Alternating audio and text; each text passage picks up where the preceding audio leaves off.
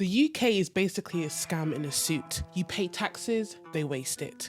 We're talking billions on ghost bridges, trains going to nowhere, and pandemic PPE that couldn't protect a paper cut. It's so bad that you would think that it's satire, but this is real. And the worst part of it all is that most of us just accept it. So in today's video, we need to clean our glasses.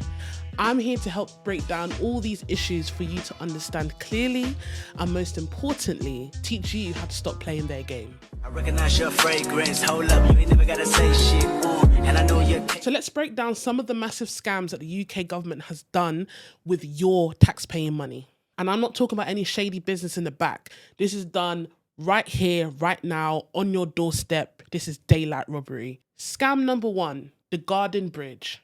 Imagine this, you wake up one morning, you look at your bank account and you realise, rah, £53 million has left my account. Vanished just like that. It wasn't spent on any housing, it wasn't spent on food, just gone. Well, that's what the UK did with the infamous Garden Bridge project. It was sold to us as a beautiful green oasis across the River Thames, funded mostly by private donors. Sorry to burst your bubble, guys, but those private donors bailed and the public picked up the bill for it. Consultants, PR teams, architects, they all got paid, except the people. We got nothing. No bridge, no walkway, not even a patch of grass. Just a receipt of 53 million and headache. We're still taking Panadol for that incident. Honestly, it truly feels like it's only in Britain that you can fund for a bridge and not even lay one brick down. Scam number two, the PPE scandal, also known as let's turn a national crisis into a business opportunity. During the COVID-19 pandemic, the government lost nearly £10 billion.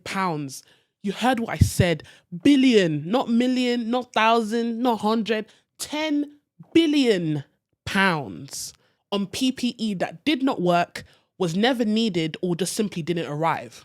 How these PPE contracts were distributed was essentially a fast-track service where MPs, pals and buddies had first dibs onto these PPE contracts. And these contracts were worth millions. Some of the people and businesses that was assigned to these PPE contracts had no, and I mean zero, experience in medical PPE equipment. It was so bad that nurses and doctors at one point were wearing bin bags to protect themselves in the hospital. And this really hurts me because people were dying. People needed this protection, the right protection. Yet doctors and nurses are wearing bin bags to protect themselves, and some guy who sells lingerie is making a fortune out of it. The UK government told us to clap for the NHS whilst they were out there robbing us blind. Scam number three, HS2 high speed to nowhere. The HS2 fiasco is Britain's most worst train wreck. As of April 2025, it's literally just passed because we're in May at the moment, the UK government has spent 27 billion on this HS2 project. And that's just the estimate so far. This project is still ongoing. The original plan for the line was that it was supposed to connect London to Birmingham, Birmingham to Manchester, Manchester to Leeds. But surprise, surprise, in October 2023, they cancelled the northern leg of the train rail from Birmingham to Manchester. And for someone who temporarily lived in Birmingham around that time, the whole city was literally uplifted. To drive around Birmingham city centre was hell. So they uprooted a lot of people's lives when it came to this construction, by the way. So it's not even just the financial struggles of it, it's the infrastructure as well. And by cancelling this leg of the train line, it cost the government, well, us, not the government, the UK, British people, tax-paying people, £2 billion. This is writing off contracts, this is paying off contractors, this is the whole waste of prep work. And because this is still ongoing, the projection of the cost of the total project, and this is not the whole line, this is just the London to Birmingham part that is still currently live, once you count it in inflation, could possibly cost 67 to 81 billion pounds. Crazy work. Just to give you some perspective of how much 67 to 81 billion pounds is, that is how much it costs to budget for the NHS for the year on average. And we're wasting it on a train line. I believe Britain's connectivity when it comes to trains is pretty good. I believe the infrastructure is pretty good. Why is this train line necessary? Why is it necessary right now when we are in turmoil when it comes to this NHS? I called 111 the other day because I had a chest infection and I wanted to get antibiotics and I didn't want to sit in A&E for 12 hours. To still wait 12 hours for a phone call for the 111 clinician to tell me I should just take Lemsip. But you're using £81 billion on a train line that most of us don't believe is necessary. Do I believe that the UK and the taxing system is fair? No, because I don't believe how someone could be earning £100,000 and below or £50,000 and below is getting 20 to 50% of their money slashed in half. I don't understand that. No one can ever make me understand that. Now, even though they are doing it, at least let's see where the money is going. Why are there still potholes in the road? Why? All these little things frustrates me, because if the country was kept well, we wouldn't be arguing and this video will be irrelevant. But I digress. So now that we've discussed the big scandals, the big scams that the UK is doing, let's discuss the little sneaky little techniques they're doing just to get us on a day-to-day basis.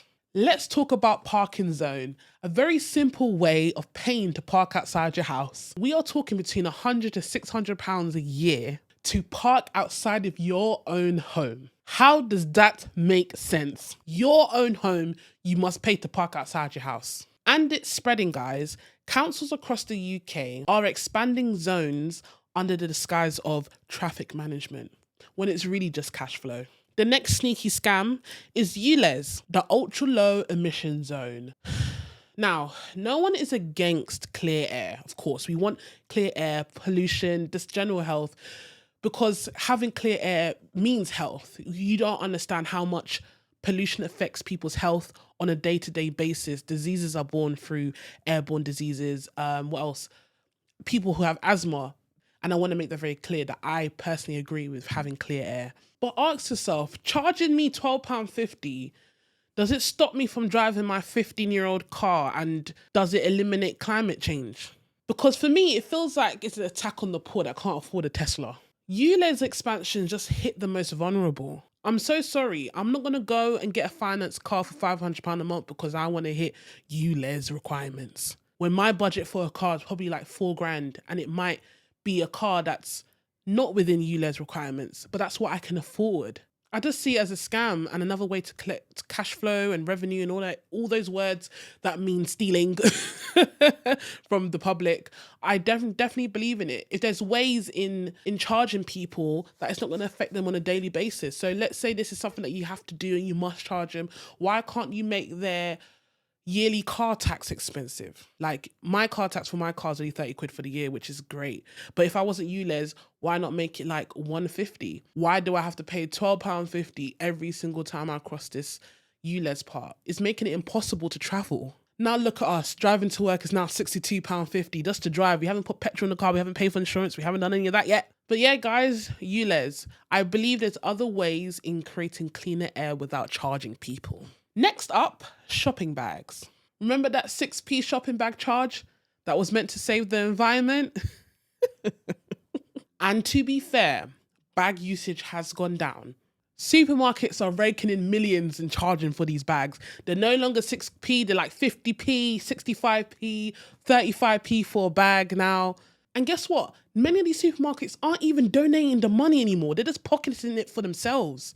That was the original promise, that the money made from these shopping bags will go towards environmental causes. But honestly, it's just secretly padding their profit margins. Now, if you run a small business like myself, you already know what I'm about to say. Business rates. Business rates are destroying the small business market. Business rates have gone up 30 to 40%, even though the footfall has actually gone down. Make it make sense. Meanwhile, massive chains get tax loopholes, and online giants pay a fraction of what local corner shops would pay. Local cafes, bookshops, barbers, they're being strangled by this cost with no alleviation. So you need to start supporting your local businesses, because we're really struggling out here. Really struggling. And the last sneaky scam is wage stagnation. Yes, guys, it's a trick. It's a trick. Your wages aren't being raised for a reason. Prices go up, rent goes up, inflation goes up, taxes go up, but salaries, flatline, dead. They're not going up. They haven't gone up in a decade. And the government knows this. In fact, I don't mean to say this, but they depend on it. Why? Because low wages means that people are easier to control. You're too tired, you're too broke, and you're too burnt out to protest. You don't get a pay rise, but MPs get one nearly every single year. So no, you're not bad with money. The system is just rigged, guys. Now, let's take a deep breath, because a lot was said that most people haven't really thought or took a really good sit down to think, wow, this is what's going on. And it's really hard to hear how billions of pounds have been wasted on things like HS2 and your wallet is being drained for no apparent reason. And hearing all of this can make you feel very powerless, but I'm here to tell you that you're not. You're not powerless at all. And we don't need to storm Parliament to fight back, but we can start right here, right now. And I'm gonna tell you how. So now let's discuss how to wake up mentally, financially, and politically, and actually do something that can shift the power back to us.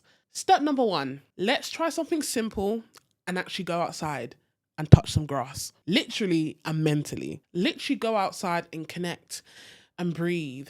Step out of the algorithm, because TikTok, Instagram, even YouTube, where you're watching me now, it's curated to keep you guys distracted and numb. So try this. Once a week, read a real article, not an article that someone on TikTok has drafted. I know it's easy to internalize information from other people, from other platforms, but go and find it yourself. Read one article, whether it's on the distributor's online website, a physical newspaper, much preferred, a library book. Even if you go to the NHS website and read something on their news page, just read something that's outside of the algorithm feed. Essentially what I'm saying, we need to start rebuilding our critical thinking muscle. I feel like that's very lost, especially with the quick 7-second, 1-minute videos that we've been watching. Oh my God, I heard on TikTok this guy said this. Oh my God, on YouTube this person said this.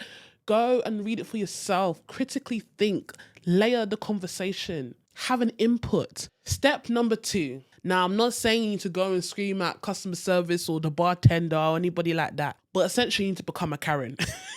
You need to be audacious. You need to be a smart Karen. You need to start questioning everything. Call your local council. Where is this money going? Why is rent going up? Why isn't that pothole fixed by now? Why hasn't my landlord fixed the boiler? What I have discovered about the British people is that we've been trained to be nice and not cause a fuss. But where has polite silence gotten us? It's gotten us robbed. We've been daylight robbery. It's robbery. They've just been robbing us. So being silent isn't going to fix the problem. I expect you to start writing to your local council, writing to your local mayor, saying the pothole is still there.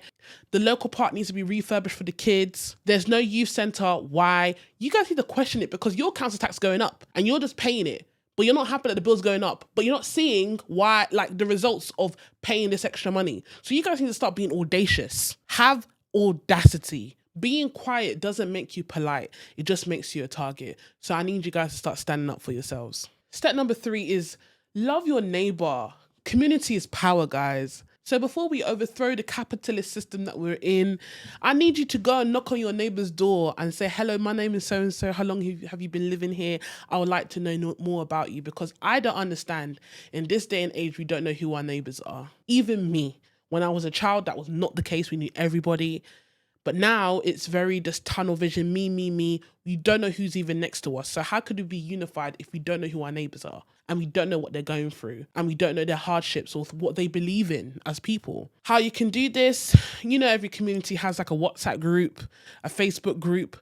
Join them. Do you know what I mean? There's always little gatherings and stuff happening in local communities for the most part. Join them. These causes are important. Love your neighbor. Community means strength. Community means power. Number 4, find a get out plan. I bet some of you are asking, should I stay in the UK or should I leave? And honestly, that is not defeatist. That is actually quite a strategic way of thinking.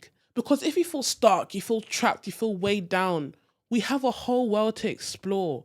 Stop hitching a escape plan from today, because the UK is on the top 10 most miserable countries to live in. So I wouldn't be shocked if you want to leave. Start planning. Pack your bags and get the heck out of here if you can. So you need to start researching things like, do you have a dual nationality at all? Like, Is your parents, your background?